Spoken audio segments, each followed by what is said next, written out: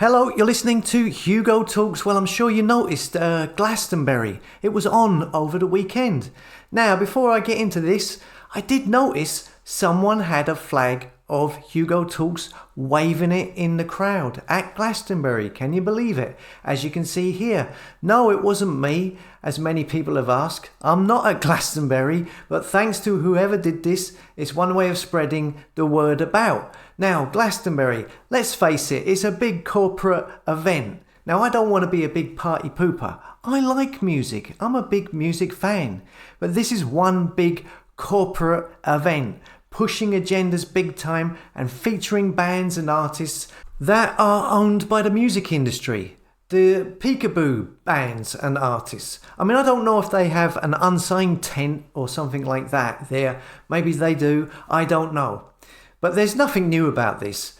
But of course, if you want no further proof than this is an establishment-controlled event, you need not look any further than who opened the Glastonbury Festival. It was none other than the Green Man himself, Zelensky. That dope. This guy would turn up to the opening of an envelope. In the last week, we've had hologram Obi-Wan Kenobi. Zelensky. He was at the Grammy Awards, remember? He's been at the UN. He's been at the EU, government buildings all across the world, on Zoom, here, there, left, right and centre. I mean, seriously. I mean, if you're going to Glastonbury, you'll be going there to escape the world and have fun. Not to be greeted by this guy yet again. I mean, it's not like people could have missed him over the last few months, what with all of the photo opportunities splashed across the media from his Hollywood friends and bands like U2. The last thing anyone at Glastonbury, I would imagine, would want to see as soon as the festival starts would be this guy. But from the footage I've seen, he got cheers. I don't understand it. Then later on, they also brought out that the Greta No Fun Berg, on the stage yesterday, I believe, to tell everybody, once again, how we are at the last chance saloon, as if they haven't heard this before 1,000 million times. It's a corporate event, and as such, that's why we see the same agendas being pushed as you would see in the fake stream media. Also, Glastonbury is now mostly a cashless world.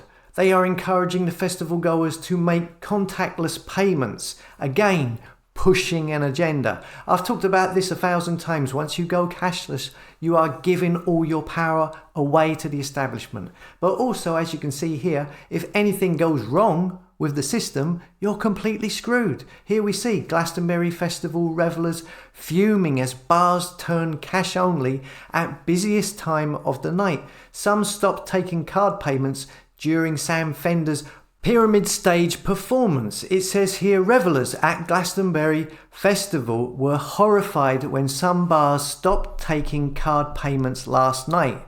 And this happened because the system crashed. Oh dear, the Wi-Fi had gone down, it says, and all the alcohol serving outlets were cashless only. But because they lost Wi-Fi, they couldn't take orders. One person said it was chaos at some of the bars. People were getting to the front of the queues and placing orders only to be told that they weren't taking cards. A lot of the bars are nowhere near cash points, so we were faced with having to walk 15 minutes just to get cash out and buy a drink, by which time we were back in a 15-minute long queue. It continues, most punters only became aware of the changes when they reached the top of the queue and had to go away empty-handed. Almost all the ATMs on the Glastonbury site charge a fee for withdrawals. Another way, of course, of putting people off of using cash. And as you can see, if you stop using cash, it is at your peril. Have you never heard of putting all your eggs into one basket? It's a stupid thing to do. Then, of course, there was Peekaboo Club Billie Eilish, who headlined on the first night. And she turned up on the Pyramid Stage, on the Pyramid Stage, wearing a top which I believe showed David Bowie dressed in an Aleister Crowley type outfit. While on the back it said this, here, Lucifer, demonic, and witch of deceit, So nothing unusual there with Billie Eilish. But how much symbology do you want? Crowley, Lucifer, witch, deceit on a pyramid stage. I mean, it's all a ritual, a ceremony.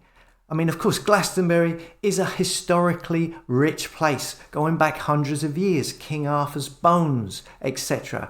But more interestingly, it's the occult history, the pagan and Neolithic sites, the numerous ley lines.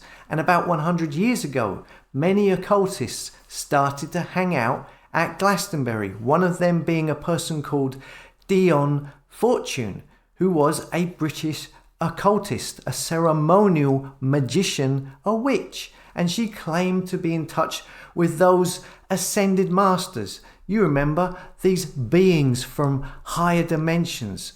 You remember these are the same ascended masters that the Lucis Trust, originally called Lucifer Publishing, talk about all the time. The same Lucis Trust who are the spiritual foundation of the United Nations, who openly state they cast spells and invocations for the meetings at the World Economic Forum and the United Nations and at the G8 summits, etc., etc.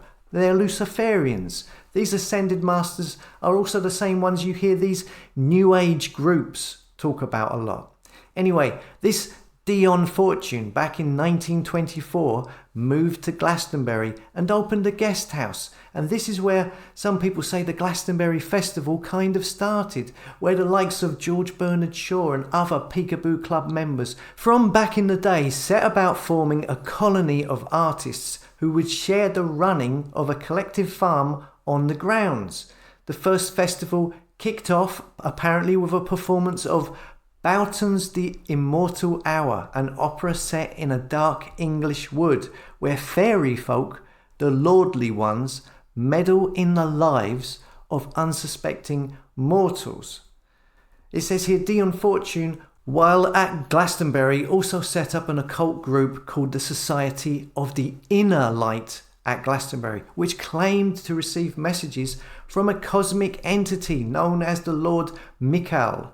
Now, Dion Fortune, she also belonged to the Hermetic Order of the Golden Dawn.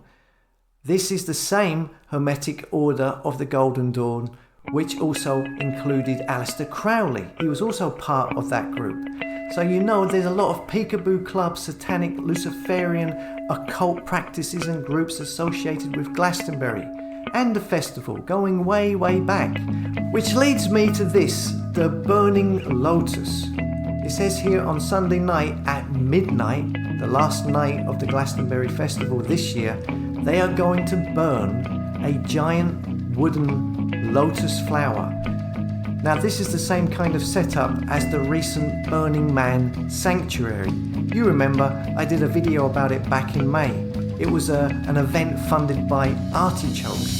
You remember where they were asking for people to bring photographs of loved ones that had passed away and place them in this big, huge wooden building, or bring keepsakes or mementos of that person, or write messages to them, put them in the building and then burn it to the ground. And this again is a ritual, and in my opinion, an odd one. Why do you want to burn mementos of loved ones? Why not just keep them and cherish them?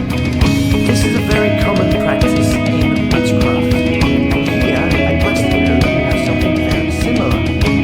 But instead of a temple, they have built a 40-foot lotus flower, made of wood. And they have been asking people to send messages, bring mementos, photographs, etc. to put in this 40-foot flower. Maybe in not as much a direct way as the other one, but it's similar, it's the same sort of thing. It's kind of interesting that these two events have occurred within a month of each other.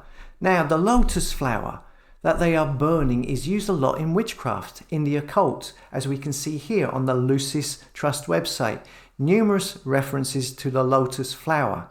Now, if you remember, I was talking just a minute ago about ceremonial magician Dion Fortune, who moved to Glastonbury and started a solar cult, and she was in the Hermetic Order of the Golden Dawn with Aleister Crowley, the same Aleister Crowley that was being represented by Billie Eilish on her t-shirt on the pyramid stage. Well, in the Hermetic Golden Dawn, they used a ceremonial staff, a wand. Here it is. This is from the Museum of Witchcraft and Magic. It's called the Golden Dawn Lotus Wand. It has a lotus flower carved at the top. It was used for ritual magic. As you can see, rainbow colours with black at the bottom of the staff.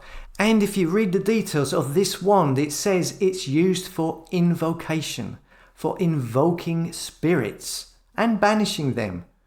And what spells, it's got details of what spells and words to use whilst doing this. And it's got a lotus flower on the top. So I wonder, is this why the burning ritual at Glastonbury is being done in a giant wooden lotus flower? Okay, that's just me going through this very quickly. There's a lot more details I could have had, but I've only got so much time. It's strange. You know, I get the feeling that people could be involving themselves in things they don't fully understand. And just like many other things in life, if you're unaware of certain information, of certain knowledge, you can be taken advantage of. It's strange. You know, if I went back a few years, I wouldn't have raised an eyebrow to all of this. But now, after looking into so much of it and seeing how it's operating and how this is being done in very high places, I think very differently. Let us know what you think in the comments. As always, thanks for listening. Come and subscribe to the tribe at hugotalks.com, and I'll see you later.